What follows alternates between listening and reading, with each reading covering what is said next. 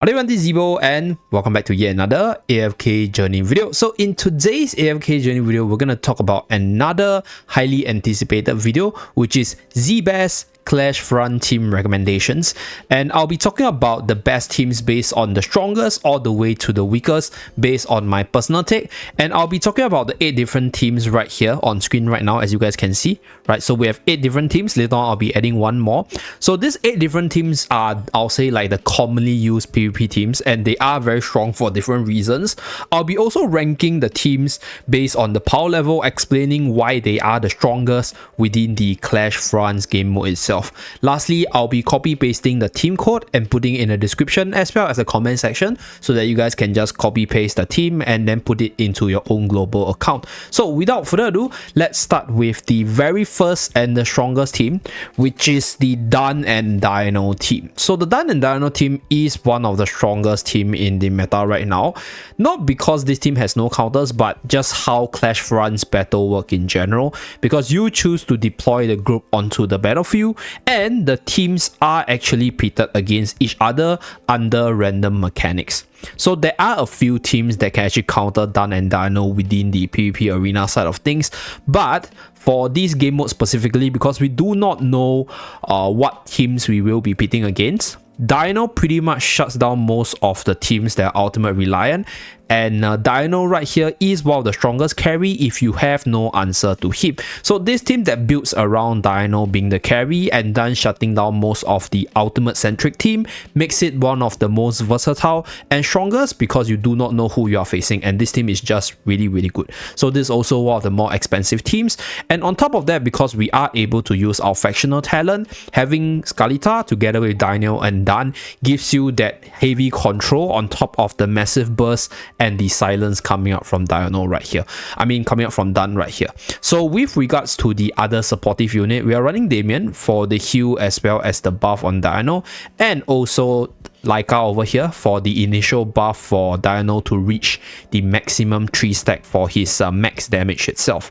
And the artifact of choice for this one is Valor Shield. So with regards to the artifacts as well as the unit placement, because I'll be using some units in some teams, so I'll be basing these 5 best teams based on the core units and explaining what are the other potential substitutes. So for this team itself, you can obviously replace Kalita together with Reyna.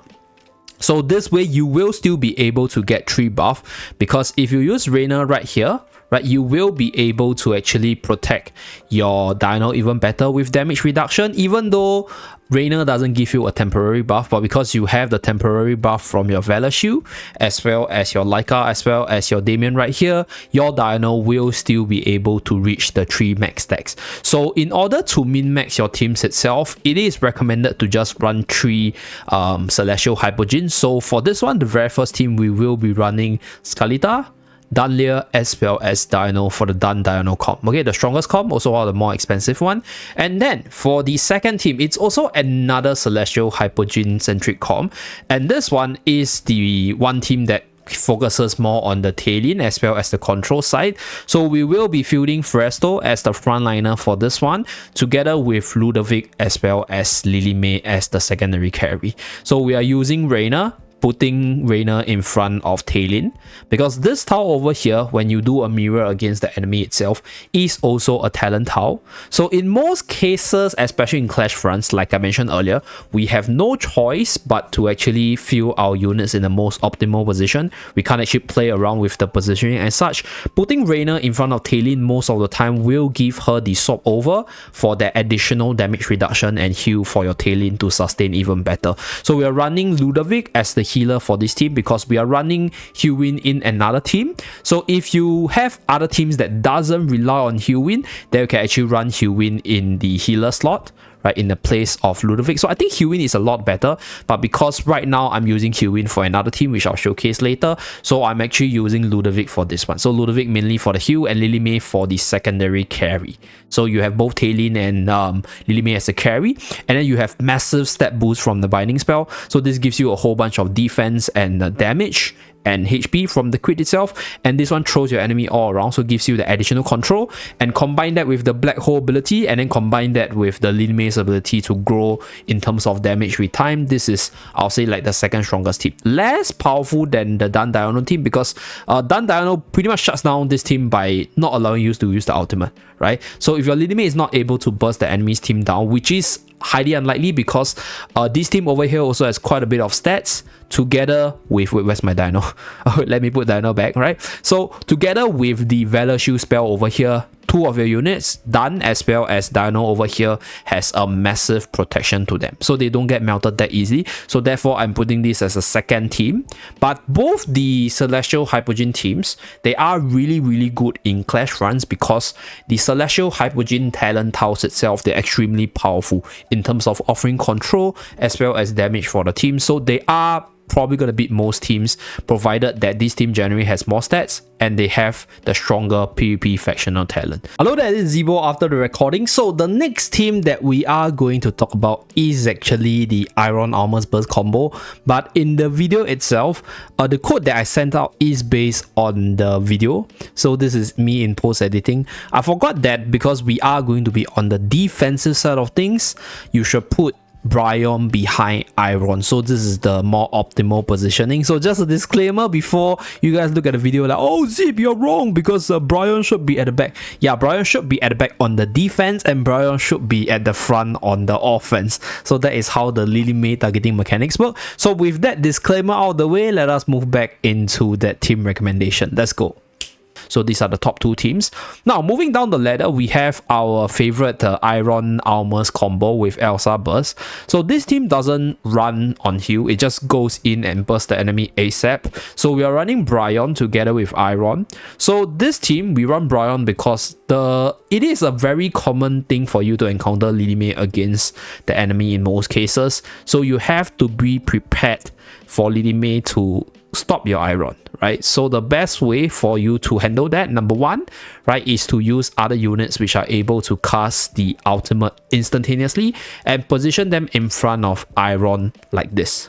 So this way, whenever your Iron Armor's team encounters another Lily May, the front unit will actually take the bait, and then your Iron Armor's combo will still burst off, and then you will be able to burst the enemy from there. So that's the reason why this team is also really consistent, because against most teams, this team is really good, except for maybe against the Dan team, maybe against the Mauler, which is anti-control. So Mauler is in the 3rd, 4th slot, which is what I'll introduce later. But against every other team out there that is weak against that instant control and burst, this Iron Armor's Elsa and Arden team is just really good. You just burst them down so quickly and just give you that win streak super duper fast. Very consistent as well. We just cut the healer because we are using Damien for the Dan and Diurnal team. So this team has no healer because we just go all in on the burst. So if let's say you're not running the Dan and Diurnal team, you can obviously replace one of the units, for example Elsa, or maybe replace Bryon with Damien. So this is another possibility, but this way you will still be really weak to Lily May, which is quite, I'll say, like common in the clash front, because Lily May is a very common character. So that's why this team plays around the fact that you are going to encounter a Lily May, and that's why we are using Bryon as the Lily May bait right here. So this is the Iron Armor's Elsa Burst. And then for the next team, so this team is the Mauler PvP team, which I talked about in my video earlier. So this team right here is the Mauler talent tile, full of frontliners charging in, control immune, death immunity, and then just trying to burst the enemy down. So this is extremely good against the Iron Armor's control, and certainly good against units which are generally weak to burst in general. So there will be enemies where they don't have a lot of heals, so you just go in because you have like more lives than them because you are unaffected, and then once you have the higher Mauler levels, your unit become invuln and they're tankier, so they will just slowly chew down the enemy with the skill of the Mauler talent itself. So you just face rush them and then you try to burst them down. So for the frontliner of choice, you can obviously use Torrent in the place of Danny. So for this team, I'm using Danny because I think this team needs a little bit more control. So this team has the aura, has the sustain, and also has the buff from Mikola. It also has frontlining power that just jumps to the area of the most enemy. So Mauler talent is actually really good for this mode because like I mentioned earlier, you can't choose your opponent, and the positioning thing is not a choice. You can't actually choose where your units should be positioned, so you have to generally put them in the most optimal position. And the Mauler talent being able to zoom into the best spot with the most enemies to maximize the efficiency is really good.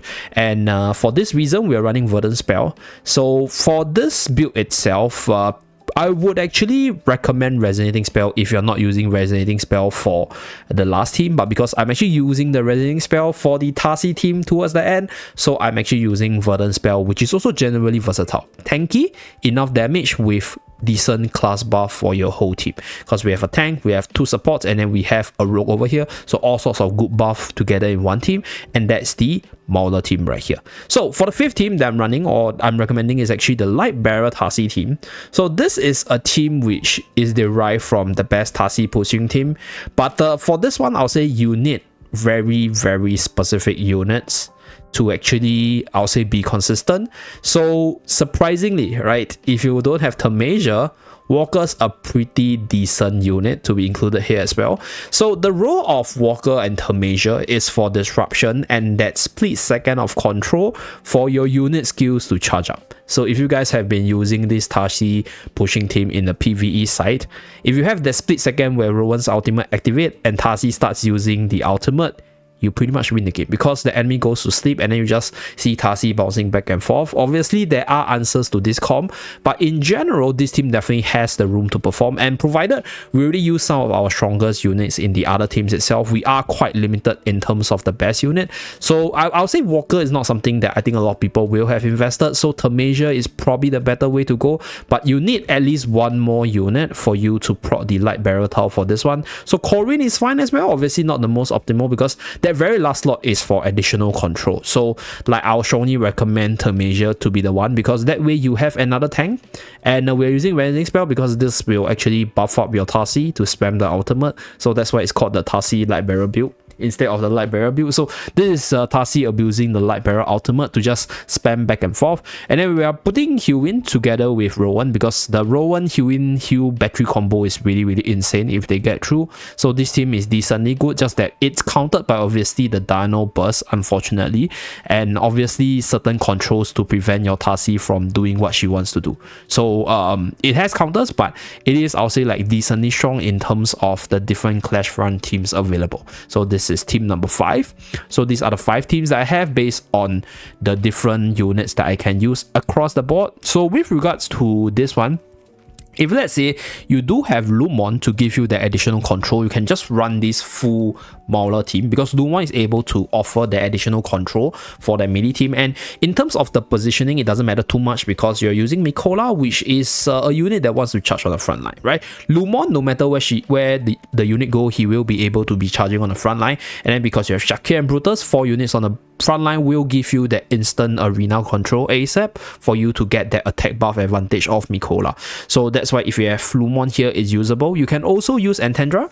So you can put Antandra maybe here and then Brutus here as a frontliner. So these are the different ways for the Mauler team. So other than the Mauler team itself, for the Iron Armor's Burst, you can obviously also use Carolina, because this is for the older, I'll say, like Iron Armor's combo, but it's just that Carolina can be a little bit slow, so might not be as quick and powerful as Elsa in the PvP side. So that's why we chose Elsa as the highly recommended one. Okay, now with regards to the Celestial Hypogean team, unfortunately they are relatively flexible, at least in terms of the core Celestial Hypogean, because there's only 7 of them. So the last unit, which is Barrel, can also be featured in one of these Celestial Hypogean team.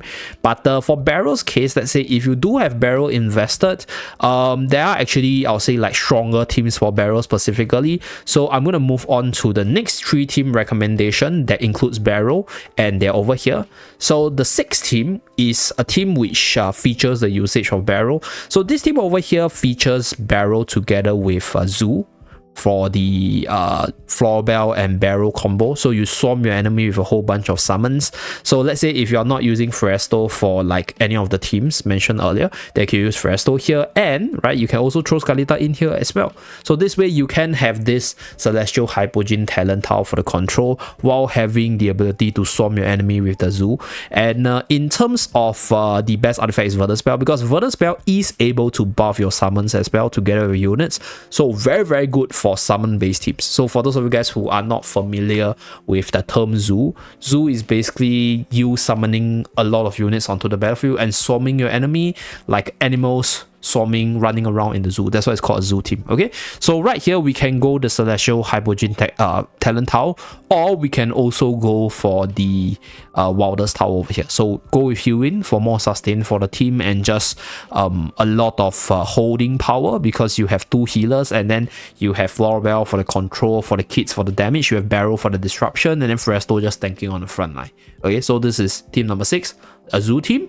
And then for team number 7 over here runs the Graveborn combo.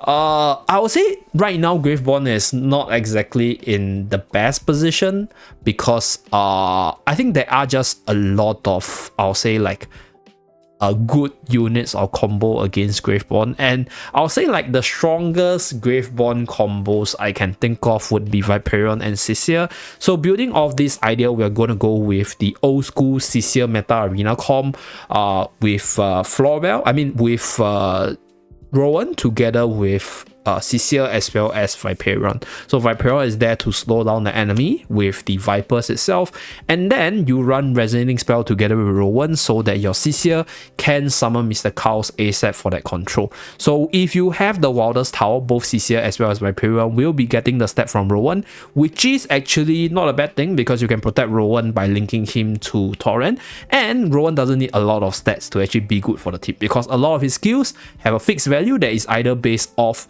like the energy or based off the stats of your ally. So Rowan doesn't mind losing a little bit of stats. Then we'll throw in Ludovic for additional factional bonus as well as heal for the team. So this is for those of you guys who are heavily invested in the Graveborn side of things and you want to try to make Graveborn work. So I think this team is also pretty solid. It has a very good synergy, although could be easily countered by the Aron teams or just Wildest team in general. But assuming you don't actually clash into the Wildest team, I think this team is decently solid against most of the other teams if you're able to pull off your combo, or if your units are highly invested. Okay, so lastly, the last team that I'm going to recommend you guys is the Triple Assassin comp. So the Triple Assassin comp has a few variants, but I think for this time around, what I'm going to do is I'm going to go with the Light Bearer side, because I want to try to use Sinbad as well. So right here, we're going to go with Sylvina, we're going to go with Sinbad, and we're going to go with Vala. And then for the tank of choice, I'm going to use Torrent to protect Sylvina, because Sylvina will be jumping on the front line. And depending on whether or not you have the Light Bearer tile more invested or the Graveborn tile invested, you can actually choose the last unit based on which tile you want to activate. So let's say if you want to go the Graveborn tile, another assassin unit you can use, right? Nara over here to give you the Graveborn tile on Vala as well as your Sylvina, which is jumping on the front line, and then we can go with the Greatsword spell for that really quick burst for the physical side of things, right? And this spell also has life drain, so a little bit of sustain. So you got no healer, but because you are trying to burst the enemy down, this is one team that you can use from the assassin side of things. So obviously there are other comps such as the Mauler comp, as well as the more free-to-play variants to the Wildest comp. They're all recommended in my free-to-play 3-team video, which I'll link in the card above as well as the description down below. So for those of you guys who are really new to the game with very limited resources, these are just some team ideas that you guys can utilize, and they are generally good with, I'll say, decent synergies within the PvP ideas itself. But let's say if you don't have all the units, or you don't have specific units for specific teams, what I can recommend is build the team around the synergy, build the team around the idea that you want to excel at, and then swap in your stronger units to make up for that lack of certain units for that team itself. Okay, so that's it for this video. I'll be including all the codes in the description down below. Hopefully this best Clash Run team video is something that you guys would like, and let me know what you guys want to see next with regards to the Clash Run contents, maybe more of my own Clash Run reviews or even other players Clash Run reviews moving forward. And I'll see you guys again in my next video. Bye guys.